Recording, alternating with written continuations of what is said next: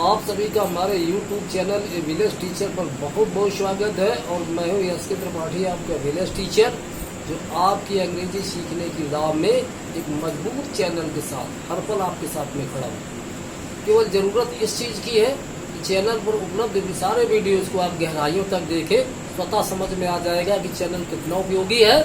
सिर्फ एक ही चीज़ की ज़रूरत है, इसे आप गहराइयों तक ध्यानपूर्वक देखें। तो आइए पढ़ाना है तो उसके बारे में बात करते हैं। तो मैं ट्रांसलेशन सिखाने की श्रृंखला में पढ़ाते पढ़ाते compound, complex, gerund, infinitive, participle ये सब पढ़ाते हुए और कॉम्प्लेक्स सेंटेंसेस में मैं अभी वर्तमान में चल रहा हूँ। और मैं तो कहना चाहूँगा ये वीडियो कॉम्प्लेक्स सेंटेंस पढ़ाने की श्रृंखला में अंतिम वीडियो है, क्योंकि noun class, adjective class, adverb class पर मैं बहुत सारे वीडियो दे चुका हूँ और इस वीडियो से ये कॉम्प्लेक्स सेंटेंस खत्म हो जाएगा। उसके बाद में मैं डिसाइड करूंगा मुझे क्या पढ़ाना है। एक्सरसाइजेज वगैरह मैं आपको दे सकता हूँ या मैं चैप्टर शुरू कर सकता हूँ। और जो मुझे कुछ ज़्यादा कहना है तो 2 वर्ड्स फ्रॉम विलेज टीचर इस नाम से मैं वीडियो बनाता हूँ। मुझे अपनी तरफ से कुछ कहना होता है, इसलिए मुझे पढ़ाना है, इसलिए पढ़ाई की बात करते हैं। बाकी बातें दूसरे वीडियो में कर लेंगे। इसका शीर्षक होगा 2 वर्ड्स फ्रॉम विलेज टीचर। देखिए ये कॉम्प्लेक्स सेंटेंस पर अब 2 जो है वो उसकी पार्ट बचे हुए हैं एडवर्ब क्लास में। ये एडवर्ब क्लास ऑफ मैनर और एडवर्ब क्लास ऑफ कंपैरिजन, इन पर मुझे कंजंक्शन और उनका यूज ट्रांसलेशन के मेथड से सिखाना है। तो इसका नाम है adverb clause of manner. Manner माने ढंग या तरीका भी होता है, तो उस बारे में कहना चाहूंगा कि जिन कथनों में काम करने के ढंग या तरीके का बोध होता है वहाँ ये एडवर्ब क्लास ऑफ मैनर वाले कंजंक्शन का प्रयोग होता है, इन्हीं से जोड़ते हैं। मैं यहाँ डिफिनीशन में भी लिख दिया है इसके, this clause is introduced by the subordinating conjunctions. ये क्लास उन सबऑर्डिनेटिंग कंजंक्शन से पहचानी जाती है। उन सबऑर्डिनेटिंग कंजंक्शन का नाम क्या है? सच है, जैसे मतलब कौन कौन कंजंक्शन है वो तो ये है एज, एज इफ, एज दो। तो इनका यहाँ प्रयोग होगा। मैं एक इस बीच में उदाहरण देना चाहूंगा। जो ant and the grasshopper lesson आपने पढ़ा था तो वहाँ एक सेंटेंस आया था। लेखक को बचपन में चींटी टिड्डे की कहानी बताई गई थी, लेकिन लेखक उससे सहमत नहीं हुआ, तो वहाँ उसने लिखा कि अगले दिन जब मैंने जॉर्ज रामजे को एक रेस्टोरेंट में जलपान करते हुए देखा तो मैं इस कहानी के बारे में बिना सोचे नहीं रह सका। वो ऐसा दिखाई देता था मानो सारे संसार का बोझ उसके कंधों पर आ गया हो। ऐसा उसकी अंग्रेजी क्या लिखी थी कि when the other day I saw George Ramsay lunching in a restaurant by himself, I could not help thinking of this fable, the ant and the grasshopper. He looked as if the burden of the whole world sat on his shoulders. वो George Ramsay ऐसा दिखता था मानो या जैसे कि सारे संसार का बोझ उसके कंधों पर आ गया हो। तो मानो किया जैसे कि ऐसे ही सब मैनर है। वो कैसे देख रहा था मानो सारे संसार का बोझ उसके कंधों पर आ गया। यहाँ ऐसे कुछ वाक्य मिलेगी बीच में। तो काम करने का ढंग तरीके का बोध होता है। कंजंक्शन एज, एज इफ या एज दो, दोनों का मतलब एज इफ या एज दो का मतलब मानो किया जैसे कि बीच मैंने प्रयोग किए। शुरू में समझिए क्या है। पहला वाक्य में लिखा वैसा ही करो जैसा कि मैं तुम्हें आदेश देता हूँ। मैंने अंग्रेजी क्या बनाई है? डू, करो। कैसा करो? जैसा कि मैं तुम्हें आदेश देता हूँ, एज आई कमांड यू। क्यों है कॉम्प्लेक्स? इसलिए 2 टेंस वहां पे हैं, 2 वर्ब भी हैं। एक ही इंपरेटिव सेंटेंस में इंपरेटिव एक वाक्य एक शब्द से बन जाता है, जैसे जाओ, गो, आइए, कम, ऐसे ये डू तो करो। एक सेंटेंस है एक शब्द से। ये दूसरा सेंटेंस है एज आई कमांड यू, जैसा मैं तुम्हें आदेश देता हूँ, प्रेजेंट इंडेफिनिट है। बीच में कंजंक्शन एज है। डू करो, काम को करो, किसी काम को करो। कैसे? जैसा मैं तुम्हें आदेश देता हूँ वैसे करो। तो काम करने का ढंग बताया गया है कि कैसे करो, तो वैसा ही करो जैसा कि मैं तुम्हें आदेश देता हूँ। ये एक शब्द जो है डू, ये इंपरेटिव सेंटेंस है, ये प्रिंसिपल क्लास है। और मैंने बोला कि कंजंक्शन से शुरू होता है वो सबऑर्डिनेट क्लास होता है, वो क्लास है। तो यहाँ ये सबऑर्डिनेट क्लास है, कॉम्प्लेक्स सबऑर्डिनेट क्लास होती है। यहाँ एडवर्ब क्लास ऑफ मैनर है। किस तरीके के काम को करो? जैसा मैं तुम्हें आदेश देता हूँ। तो यहाँ पे 2 सेंटेंस है, 2 टेंस भी है। एक तो इंपरेटिव सेंटेंस है और एक प्रेजेंट इंडेफिनिट टेंस में बीच में कंजंक्शन। मैंने सारा बताया, तो पिछले वीडियोस को आप देखिए समझिएगा। काम करने का ढंग है। आगे देखिए क्या है, मैंने वैसा ही किया जैसे कि तुमने मुझे सलाह दी थी। मैंने वैसा ही किया जैसे कि तुमने मुझे सलाह दी थी। मैंने अंग्रेजी कैसे बनाई? आई डिड, मैंने किया। कैसा किया? आज यू हैड एडवाइस्ड मी, जैसे कि तुमने मुझे सलाह दी थी। यहाँ बीच में कंजंक्शन एज है, शुरू में पास्ट इंडेफिनिट है, बाद में पास्ट परफेक्ट है, बीच में कंजंक्शन एज है। आई डिड ये past indefinite tense principal clause है। कंजंक्शन से जो शुरू हुआ वो क्लास है, सबऑर्डिनेट क्लास है, एडवर्ब क्लास है, मैनर है। मैंने काम को कैसे किया? उस तरीके से किया जैसे तुमने मुझे सलाह दी थी करने की, वैसे किया। तो यहाँ पे एडवर्ब क्लास है, मैनर का एक बहुत करवा रहा है। आगे बढ़ते हैं। प्रयास ये है कि वीडियो कटे न, क्योंकि मोबाइल से शूटिंग करने की क्षमता मात्र 23 मिनट। पिछला वीडियो कटा था 37 मिनट चला गया, 2 पार्ट में हो गया था। हो सकता है ये भी चला जाए। अगर 2 पार्ट में जाए तो दोनों पार्ट देख लीजिए और एडवर्ब क्लास ऑफ मैनर और एडवर्ब क्लास ऑफ कंपैरिजन के बारे में समझिए। अगला वाक्य देखो, वह इतने धीरे चलता है कि मानो कि या जैसे कि वह कोई रोगी हो। कैसे? वह इतने धीरे चलता है मानो कि वह कोई रोगी हो, वह इतने धीरे चलता है जैसे कि वह कोई रोगी हो। मानो कि या जैसे कि अभी मैंने बोला था और डेट तक क्लास आप पढ़ से आज भी आया दोनों को अर्थ है मानो कि या जैसे, वो प्रयोग करेंगे। वह इतने धीरे चलता है कि मानो कि वह कोई रोगी हो। अंग्रेजी ही वॉक्स सो स्लोली, वह इतने धीरे चलता है। आज मानो कि ही वेयर सिक, वो कोई रोगी हो। अब ये भी सही है, ये भी सही। एज दो मानो कि ही वेयर सिक, वो कोई रोगी हो। ये काम उसके चलने का ढंग है कि रोगी जैसा लग रहा है, उसके चलने का ऐसा ढंग है कि उसको रोगी जैसा दर्शा रहा, उसके काम करने का ढंग। दूसरी बात, यहाँ आज भी आज तो चल रहा है, बस यही क्लास है, यही बस एडवर्ब क्लास ऑफ मैनर है, यही सबऑर्डिनेट क्लास, वो तो प्रिंसिपल क्लास है। ही वॉक्स सो स्लोली, तो दोनों का मतलब है एज इफ माने मानो किया जैसे कि, एज दो मानो किया जैसे कि। मैंने बहुत चीजें बताई हुई है पिछली। सो देयर फोर हेल्स का मतलब एक है और अदरवाइज एल्स का मतलब एक है। So that, in order that, that का मतलब एक है। पिछले वीडियोस देखिए और इनको शेयर करिए। ज्यादा से ज्यादा अंग्रेजी सीखने के लिए जो लोग परेशान हैं, निश्चित रूप के वीडियो उनकी मदद करेंगे। और इस चैनल पर अभी बहुत सारे वीडियो बनने हैं। इस चैनल पर सारे उपयोगी वीडियोस की भरमार होगी। सीखने के लिए फ्री में बहुत अच्छी अंग्रेजी है, बस केवल उसके इच्छुक और जरूरतमंद लोगों तक ये पहुंचे। Your brother he walks so slowly, वो इतने धीरे चलता है, प्रिंसिपल क्लास है। आज भी आज तो ही वेयर सिक, मानो कि कोई रोगी हो। यहाँ बताना है कल्पना जैसे कि काम करने का ढंग है। ये वाक्य सब में वेयर आएगा, he were, I were, she were, they were, were आता। ऐसा अभी मैं पिछले जो वीडियो मैंने बनाया था वहाँ वेयर जो कंडीशन वाले सेंटेंसेस है मैंने इसको दिखाया था कि वेयर वहाँ भी लगता था, तो वेयर चलेगा सबके साथ। आगे देखिए, तुम्हारा भाई इस तरीके से बातें करता है मानो कि वह कोई राजकुमार हो, या तुम्हारा भाई इस तरीके से बातें करता है जैसे कि वह कोई राजकुमार हो। बात करने का ढंग क्या है? जैसे कोई राजकुमार बात करता हो वैसा, एडवर्ब क्लास ऑफ मैनर। समझिए इसका translation. Your brother talks in such a way, तुम्हारा भाई इस तरीके से बात करता है। आज भी वेयर ए प्रिंस, मानो कि कोई राजकुमार हो। एज दो ही वेयर ए प्रिंस, मानो कि वह कोई राजकुमार। ऐसा तो वेयर है, आना है वहाँ पे। वेयर का मतलब पास्ट इंडेफिनिट टेंस, वेयर का मतलब सेकंड फॉर्म है। इसे मार का सेकंड फॉर्म में वॉक्स है, क्योंकि शुरू में प्रेजेंट आ रहा है, वॉक्स टॉक्स। ये वह इस तरीके से बर्ताव करती है मानो कि वह कोई जमींदार नहीं हो, या जैसे कि वह कोई जमींदार नहीं हो। अभी भी प्रेजेंट है शुरू में। सी बिहेव्स इन सच ए वे, वो इस तरीके से बर्ताव करती है। आज if she were a landlady, मानो कि वह कोई जमींदार नहीं हो, या आज दो सी वेयर ए लैंड लेडी, मानो कि वह कोई जमींदार नहीं हो। तो मैं कहना चाहूंगा बी के 4 फर्स्ट बार में बी और इज ए मार, सेकंड बार वो वाज वेयर है और थर्ड बार उसका बीन है, बराबर सेकंड बार में आया हुआ है। पास्ट इंडेफिनिट टेंस है। कल्पना की गई मानो कि राजकुमार हो, ऐसा मानो कि कोई रोगी हो, वेयर आएगा। एडवर्ब क्लास ऑफ कंडीशन मैंने सवाल दिए थे, वेयर लगा था कि काश मैं अमीर होता would that I were rich, काश मैं अमीर होता would that he were rich. ऐसे तो यहाँ भी वेयर आएगा, ये आपको समझना है। लेकिन यहाँ पे हमने पास्ट में कर दिया शुरू में।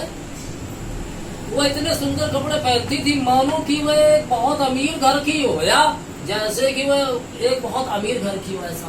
तो तो इतने सुंदर कपड़े पहनती थी। मैंने अंग्रेजी क्या बनाई, she dressed herself so beautifully. Dress माने पोशाक और कपड़े पहनने भी अंग्रेजी ड्रेस होती है। अच्छी अंग्रेजी मैंने लिख दी है, she dressed herself so beautifully. इसका मतलब यही है। और सरल अंग्रेजी प्रयोग करते, शी वोर सो ब्यूटीफुल क्लॉथ्स, ऐसा हो जाता। इसको समझो, she dressed herself so beautifully, वो इतने सुंदर कपड़े पहनती थी। आज तो मैंने मानो कि एज इफ, मानो कि जैसे कि एक ही बात, she had belonged to a very rich family, मानो एक बहुत अमीर परिवार की हो, मतलब मानो कि बहुत अमीर घर की हो। हाउस लिखने की बजाय फैमिली बढ़िया हुआ है वहां पर। अब पास्ट इंडेफिनिट होता रहा, जब शुरू में प्रेजेंट आता रहा, और जब शुरू में पास्ट हो जाता सीक्वेंस ऑफ टेंस के नियम के अनुसार, उसको पास्ट परफेक्ट में जाना चाहिए, पास्ट इंडेफिनिट को। यहाँ हैड बिलोंग पास्ट परफेक्ट में हो गया है, सीक्वेंस ऑफ टेंस में समझाया गया है, इनडायरेक्ट में भी आप ऐसे ही पढ़ते हैं। She dressed herself so beautifully as if she had belonged to a very rich family, या as though she had belonged, उसको समझना है। जहाँ थोड़ा कंफ्यूजन हो, वीडियो को रिपीट करें और वो सारे रूल्स देखें कैसे बताया है। आगे बढ़ते हैं। एडवर्ब क्लॉज ऑफ कंपैरिजन, तुलना, तुलना प्रकट होती है। तो हमें सिर्फ यहाँ कॉम्प्लेक्स बता रहे, कॉम्प्लेक्स होते क्या है। तो कॉम्प्लेक्स तो वो है जिनमें एक प्रिंसिपल क्लास और एक से ज्यादा फिर सबऑर्डिनेट क्लास होती है, एक या एक से अधिक, और जो कंजंक्शन से शुरू होते हैं बस वही क्लास है सबऑर्डिनेट, बाकी प्रिंसिपल क्लास है। तो वो तो थोड़े से में समझ में आ जाता। और यहाँ पर तो हमने इंटरचेंज ऑफ डिग्रीज भी कर दिया है, डिग्रियों का आपसी परिवर्तन ट्रांसफॉर्मेशन में आता है। कुछ वाक्य हमने दे दिए हैं। अब ज्यादा मात्रा में स्पेशल जब पढ़ाएंगे ट्रांसफॉर्मेशन इंटरचेंज ऑफ डिग्रीज का, तो स्पेशल उसमें काफी कुछ काम करेंगे। यहाँ तो थोड़ा एक झलक दी गई है। तो देखिए मैंने लिखा गया, this clause is introduced by the subordinative conjunctions. ये क्लास उन सबऑर्डिनेटिव कंजंक्शन से परिचित होती है। इसका पता चलता है कौन सबऑर्डिनेटिव कंजंक्शंस, एज एंड दैम, बस दो ही, एज और दैम। तो दैम मुख्यतः कंपैरेटिव डिग्री में चला जाता है, एज पॉजिटिव डिग्री में आ जाता है। लेकिन मैंने ट्रांसफॉर्मेशन पढ़ाया है, तो यहाँ सारा बताएंगे कि ये ट्रांसफॉर्मेशन है। मैं बताऊंगा ये पॉजिटिव डिग्री, ये कंपैरेटिव क्या है, थोड़ा आप समझ, जब सुनेंगे समझेंगे। तो देखिए मैंने क्या लिखा हुआ है, व्हेन कंपैरिजन इज मेड, जब तुलना की जाती है between two persons and objects या और ऑब्जेक्ट्स, दो व्यक्तियों अथवा दो वस्तुओं के बीच में जब तुलना की जाती है, तो ट्रांसफॉर्मेशन इज पॉसिबल। तो ट्रांसफॉर्मेशन संभव only in positive and comparative degree. तो ट्रांसफॉर्मेशन केवल पॉजिटिव कंपैरेटिव डिग्री में ही संभव है।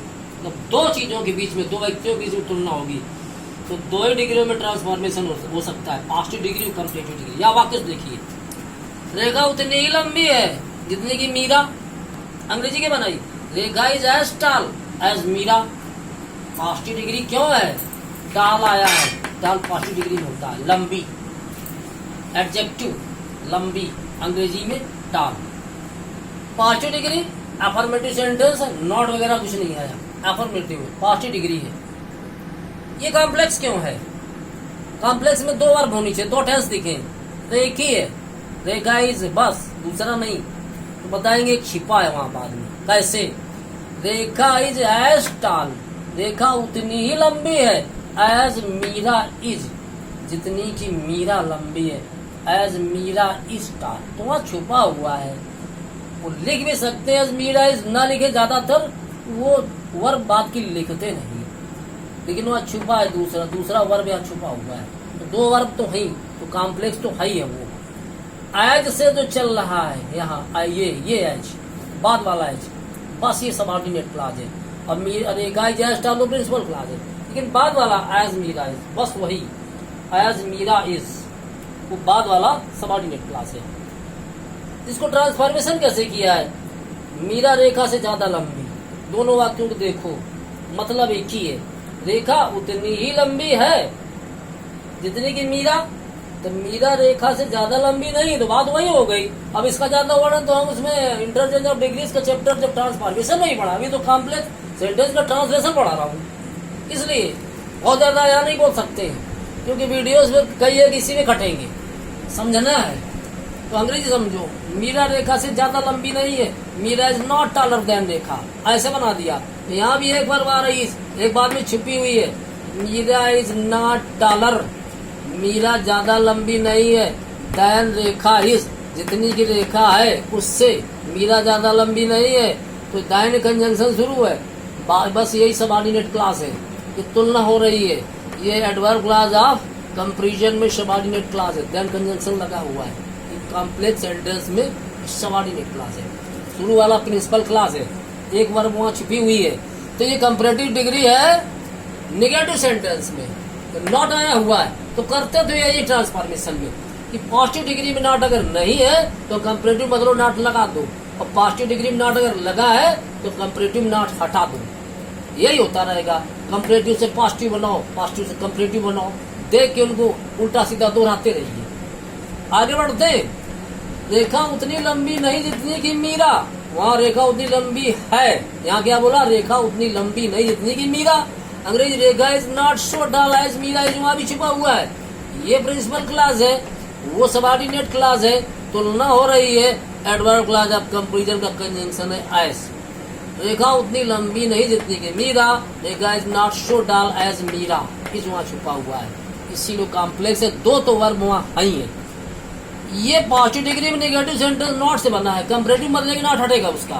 तो मीरा रेखा से ज्यादा लंबी है, तो मीरा इज टॉलर देन रेखा, वहां भी छुपा है कि मीरा इज टॉलर, मीरा ज्यादा लंबी किससे, जितनी की रेखा लंबी है उससे, देन रेखा इज, वही छुपा हुआ है कंपैरेटिव डिग्री में अफर्मेटिव सेंटेंस। ये हिंदी मिला लीजिए, ट्रांसफॉर्मेशन का मतलब ये रूपांतरण होता है, रूप बदल जाता, भाषा बदलती, अर्थ वही रहता। इतना समझाने का टाइम नहीं है, केवल ये समझा रहा हूँ कॉम्प्लेक्स सेंटेंस में ट्रांसलेशन होता कैसा है, ट्रांसफॉर्मेशन करना स्पेशल पढ़ाना पड़ेगा। तो बता रहा हूँ सारे अभी कॉम्प्लेक्स हैं। आगे बढ़ते हैं, rule number 2, and comparison is made among more than 2 persons of things. जब 2 से ज्यादा व्यक्तियों या वस्तुओं के बीच में तुलना होती है तो ट्रांसफॉर्मेशन इज पॉसिबल। तो ट्रांसफॉर्मेशन संभव इन ऑल द 3 डिग्रीज, सभी 3 डिग्रियों में, पॉजिटिव में, कंपैरेटिव एंड सुपरलेटिव, तीनों डिग्रियों में ट्रांसफॉर्मेशन हो जाता है जब 2 से ज्यादा भी व्यक्तियों या वस्तुओं के बीच में तुलना होती है। इधर जो पढ़ाया था वो 2 ही थे, इसलिए केवल पॉजिटिव कंपैरेटिव में ट्रांसफॉर्मेशन हो सकता है। लेकिन आप पढ़ रहे ट्रांसलेशन, थोड़ी सी झलक है ट्रांसफॉर्मेशन की। तो इसका नियम, अब 2 से ज्यादा हो गए तो उनमें 2 नियम है, 2 नियम है। क्या? पहला तो ये, व्हेन समथिंग और समवन, जब कोई चीज या कोई व्यक्ति इज यूनिक, अनोखा या बेजोड़ है, और अनप्रेसिडेंटेड, अनूठा या अनोखा या बेजोड़ है, सर्वश्रेष्ठ है। कहाँ? इन इट्स हर और हिज ग्रुप, अपने समूह में। वो निर्जीव चीजें तो इन इट्स ग्रुप, कोई स्त्रीलिंग वाले सब है तो हर ग्रुप, पुल्लिंग है तो हिज ग्रुप, ऐसा। तो इन पॉजिटिव डिग्री में नो अदर शब्द आते हैं, and in comparative degree than any other, comparative degree में than any other words are used, इन शब्दों का प्रयोग किया जाता है। मैंने नियम क्या बोला? जब कोई व्यक्ति या वस्तु अपने समूह में सर्वश्रेष्ठ, उसके बराबर उस गुण में कोई हो ही ना, तो पॉजिटिव डिग्री में नो अदर और कंपैरेटिव डिग्री में देन एनी अदर, इन शब्दों का यूज करते हैं। तो पूरा वीडियो देखते जाइए, क्या मुझे पढ़ाना है खुद ही समझ में आ जाएगा। पहली बात तो ट्रांसलेशन सिखाना है, वो कॉम्प्लेक्स सेंटेंस में एडवर्ब क्लास ऑफ मैनर क्या था, अभी कंपैरिजन में क्या। पहला सेंटेंस देखिए, कानपुर उत्तर प्रदेश में सबसे बड़ा शहर है। अंग्रेजी क्या है? Kanpur is the biggest city in UP. The biggest आया सुपरलेटिव है, ये सुपरलेटिव डिग्री है, लेकिन वो एक वर्ब है, दूसरी आ भी नहीं सकती। Kanpur is the biggest city in UP, अब एक वर्ब आएगी तो सिंपल सेंटेंस है, सुपरलेटिव डिग्री है। ये सिंपली कॉम्प्लेक्स नहीं है, लेकिन चूंकि ट्रांसफॉर्मेशन करवा रहा हूँ इसलिए वो बीच में आ रहे हैं, बस यहाँ समझिए। वो सिंपल है, सुपरलेटिव डिग्री है। इसको बदला कैसे? कोई भी दूसरा शहर उत्तर प्रदेश में इतना बड़ा नहीं है जितना कि कानपुर। अंग्रेजी बना दी, no other city in UP, Uttar Pradesh में कोई दूसरा शहर नहीं, इज है सो बिग, इतना बड़ा, कोई भी दूसरा शहर उत्तर प्रदेश में इतना बड़ा नहीं है एज कानपुर, जितना कि कानपुर। यहाँ भी आगे वर्ब छिपी है, एज कानपुर इज, जितना कि कानपुर है।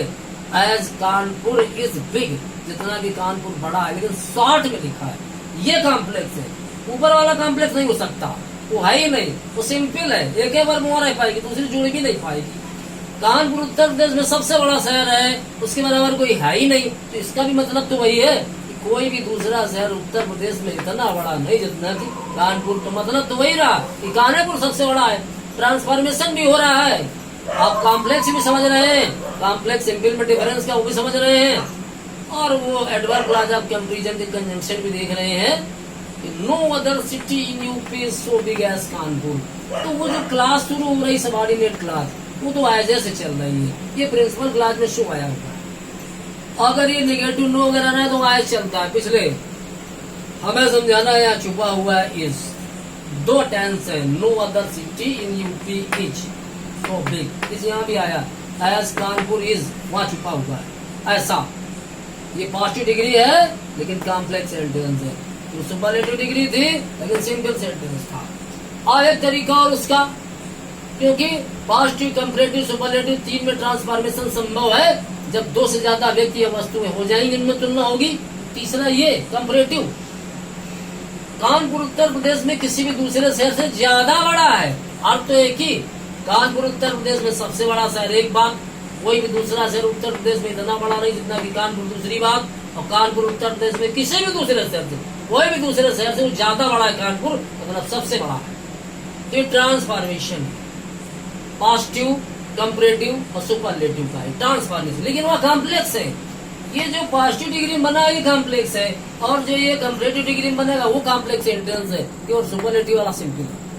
कानपुर उत्तर प्रदेश में किसी भी दूसरे शहर से ज्यादा बड़ा है, कानपुर इज बिगर, कानपुर ज्यादा बड़ा है, देन एनी अदर सिटी, किसी भी दूसरे शहर से, इन यूपी उत्तर प्रदेश में, than any other city in UP is, Uttar Pradesh में कोई भी दूसरा शहर जितना बड़ा है उससे ज्यादा बड़ा है कानपुर। तो दो वर्ब वहां संभावित है, आ सकती है। कॉम्प्लेक्स सेंटेंस ये है और कंपैरेटिव डिग्री में है। क्यों? ज्यादा बड़ा, बिगर कंपैरेटिव, सबसे बड़ा, बिगा बिगे सुपरलेटिव, और केवल बिग बड़ा, बिग तो पॉजिटिव।